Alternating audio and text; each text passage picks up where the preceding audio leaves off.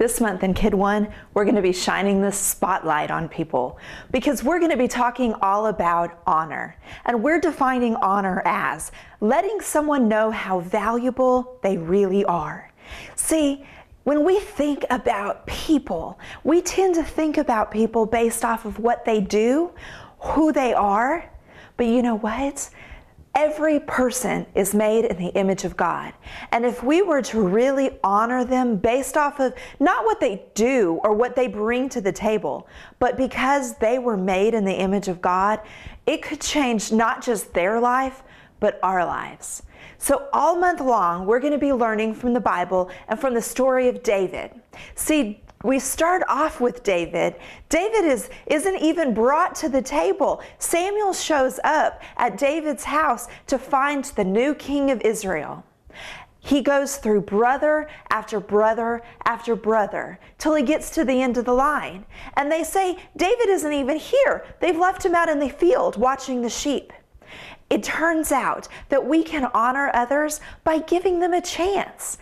And God saw past the outward appearance of David to see his heart and knew that David was the next king of Israel. We go a little bit further to where we meet Jonathan. Now, Jonathan was the son of King Saul, David's arch enemy. Jonathan loved David, and they developed a very close friendship to the point where Jonathan gave up his rightful role as the next king of Israel in order to give it to David, the man that he knew God had chosen for that role. And we learn that we can honor others by putting them first, the exact same way that Jonathan did. Then we talk about how we can honor others by keeping our promises. See, David had made a promise to Jonathan that he would take care of Jonathan and his family.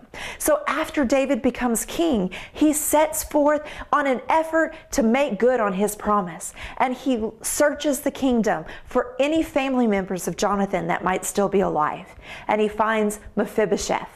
He brings Mephibosheth into the palace and gives him a special place of honor at the table and takes care of his family and keeps that promise that he made to Jonathan. We end the month by focusing back on how we can honor God.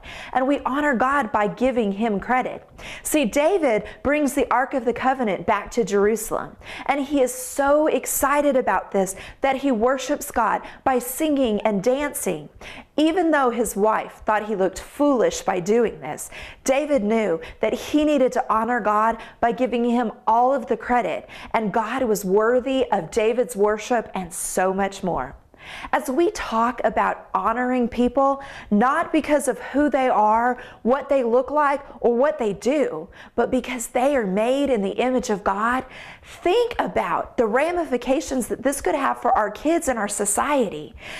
Think about how this can affect social justice, racial issues that we're facing, even the political problems that are going on. When we look past who people are and what they do, and we look at them and show the value that they have because they were made in the image of God, it could change everything. So I'm so excited that we're going to focus on honor this month in KidONE.